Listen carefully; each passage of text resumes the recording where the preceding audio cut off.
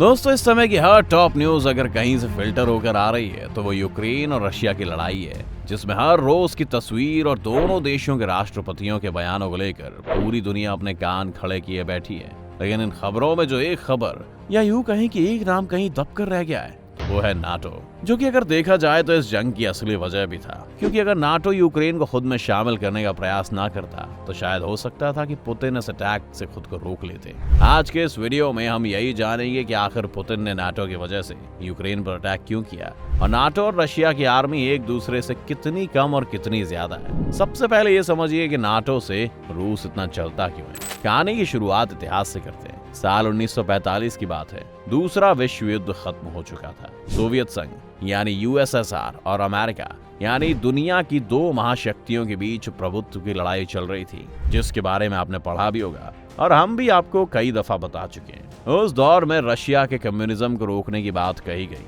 तो जवाब में सोवियत संघ में अंतरराष्ट्रीय समझौतों का उल्लंघन करके 1948 में बर्लिन की नाकाबंदी करते हुए स्टालिन की रेड आर्मी ने बर्लिन में झंडा फहरा दिया था। अमेरिका को डर लगा कि स्टालिन की कम्युनिज्म की लहर ऐसी चलती रही तो पश्चिम यूरोप में भी पहुंच जाएगी। 1948 में बर्लिन की नाकाबंदी की घटना ने अमेरिका के डर को और भी पुख्ता कर दिया। उसे लगा कि सोवियत संघ से निपटने के लिए एकजुट होने का वक्त आ गया है। इसी बात पर विचार किया जाने लगा कि एक ऐसा संगठन बनाया जाए जिसकी संयुक्त सेनाएं अपने सदस्य देशों की रक्षा कर सकें। जिसके बाद 4 अप्रैल 1949 को ब्रिटेन, फ्रांस, बेल्जियम, नीदरलैंड और लक्जमबर्ग की ब्रुसेल्स की संधि पर साइन किए गए। इसका उद्देश्य सामूहिक सैनिक सहायता और सामाजिक आर्थिक सहयोग था। ये पूंजीवादी देशों का सोवियत संघ के विस्तार को चुनौती देने के लिए बनाया गया सैन्य संगठन था। इसी समझौते के तहत इन देशों ने एक दूसरे को वादा किया है कि एक दूसरे को खतरे की स्थिति में सहायता देंगे और सामूहिक सुरक्षा भी मुहैया कराएंगे। जिसका मतलब ये हुआ कि अगर किसी एक देश पर हमला होता है तो माना जाएगा कि सबके सब देशों पर हमला हुआ है और सारे सदस्य मिलकर उस देश के साथ खड़े हो जाएंगे। क्योंकि इस नाटो का गठन ही एक तरह से यूएसएसआर को तोड़ने और रशिया की शक्तियों को कम करने के लिए किया गया था। इसलिए जब यूक्रेन के नाटो के साथ करीब आने की बात सामने आने लगी तो रशिया इस बात से तिलमिला गया और वो अटैक कर बैठा। ये तो हो गई कहानी रशिया और नाटो के एक दूसरे के खिलाफत की। आइए अब आपको बताते हैं कि अगर नाटो यूक्रेन के साथ आ जाता है तो जंग यूक्रेन वर्सेस रशिया की जगह नाटो वर्सेस रशिया हो जाती है। तो इस जंग का विजेता कौन होगा?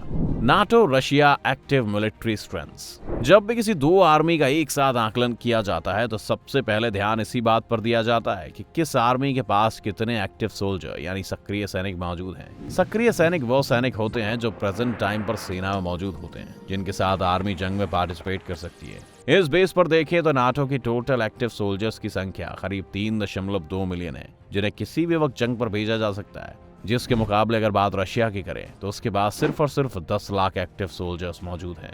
यानी कि नाटो इस मामले में रूस से करीब 3.2 गुना आगे है, जो ये साफ करता है कि अगर नाटो जंग में आता है तो मैन पावर के नाम पर रशिया ये जंग आसानी से हार जाएगा। Defence spending. वैसे जंग सिर्फ इसी बात से तय नहीं होती कि किसी आर्मी के पास कितने सैनिक हैं, क्योंकि भले ही आपके पास कितने ही सैनिक हों, लेकिन अगर उनके पास अच्छे हथियार और उपकरण नई टेक्नोलॉजी के हिसाब से मौजूद नहीं है तो वो सैनिक भीड़ से ज्यादा कुछ भी नहीं होते। इसलिए आर्मी में ये भी देखा जाता है कि देश का डिफेंस यानी रक्षा व्यवस्था पर खर्च कितना है। डिफेंस खर्चे के मामले में भी नाटो रशिया से इतना आगे है कि कई सालों तक अगर रूस अपनी जीडीपी का एक बड़ा हिस्सा डिफेंस पर खर्च करे तो भी वो नाटो के बराबर नहीं आ सकता। टोटल डिफेंस खर्च की बात करें तो नाटो में हर साल करीब $1 ट्रिलियन का इन्वेस्टमेंट होता है, जिसमें सबसे ज्यादा इन्वेस्टमेंट अमेरिका का ही होता है, क्योंकि नाटो में अमेरिका का पर्सनल परसेंटेज भी ज्यादा है। वहीं रूस के टोटल डिफेंस खर्च सिर्फ $65 बिलियन ही है, जो नाटो से करीब 15 गुना कम है। अब आप इस बात से अंदाजा लगा सकते हैं कि नाटो की आर्मी के पास कितने पैसे हैं और वो उन पैसों से कितने ज्यादा हाईटेक हो चुके होंगे। Battle tanks. अब बात करें बैटल टैंक्स की तो इस मामले में रशिया पूरे नाटो से बहुत आगे खड़ा हुआ दिखाई देता है, क्योंकि 30 देशों के समूह या कहें कि 30 देशों की संयुक्त सेना से बने हुए नाटो के पास कुल मिलाकर सिर्फ 16,077 टैंक्स ही हैं, जबकि अकेले रशियन आर्मी के पास 22,710 टैंक्स मौजूद हैं। जिसका मतलब ये होता है कि अगर जमीनी लड़ाई नाटो और रशिया के बीच होती है तो रूस अपने टैंक्स के बलबूते पर बड़ी आसानी से नाटो के टैंक्स को तबाह कर देगा। Air defence. दोस्तों, अब तक हमने जिन भी चीजों की बात की वो कहीं ना कहीं जमीनी तौर से जुड़े हुए थे, लेकिन यही बात अगर हवाई हमले की करें तो एयरफोर्स के मामले में भी नाटो रूस से करीब 3.6 गुना आगे है।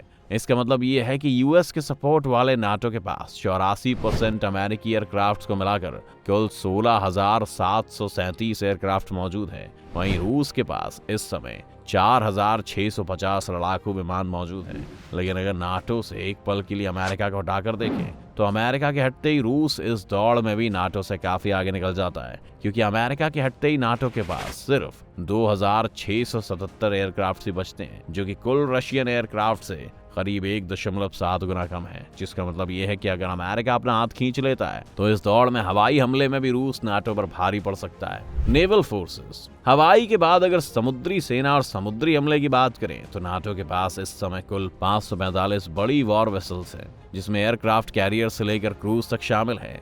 यहीं अगर बात करें रूस की तो रूस के पास इस समय कुल 220 वॉरशिप्स मौजूद हैं। अगर वॉरशिप्स से अलग हटकर बात सबमरीन्स की करें तो नाटो के पास कुल 148 सबमरीन्स मौजूद हैं, जिनमें से कुल 91 न्यूक्लियर सबमरीन्स भी शामिल हैं, जो कि रूस की कुल 59 न्यूक्लियर सबमरीन से बहुत ज्यादा है। अब आप ये सोच रहे होंगे कि जब नाटो के पास इतनी सेना और इतने ही हाईटेक हथियार और सबमरीन्स मौजूद हैं तो वो यूक्रेन के साथ आकर रूस पर हमला क्यों नहीं कर रहा है? तो इसका जवाब सिर्फ एक है, न्यूक्लियर हथियार। क्योंकि इस मामले में रूस अकेले ही नाटो के कुल 30 देशों की मिली हुई सेना के बराबर आता है। इस समय रूस के पास कुल 6,650 न्यूक्लियर बॉम्ब्स मौजूद हैं, जो कि कुल नाटो देशों के न्यूक्लियर हथियार से बिल्कुल बराबर हैं। यही कारण है कि नाटो के बाकी देश ये समझ रहे हैं कि अगर वो रूस के खिलाफ जंग छेड़ते हैं तो रूस के एटॉमिक अटैक के लिए भी उसे तैयार रहना होगा। क्योंकि नाटो के बड़े देश जैसे अमेरिका, ब्रिटेन और फ्रांस के पास तो न्यूक्लियर बम है, लेकिन बाकी के कई देश ऐसे भी हैं जो न्यूक्लियर पावर की रेस में बहुत पीछे हैं, जिस कारण वो रूस के खिलाफ जाने से बच रहे हैं।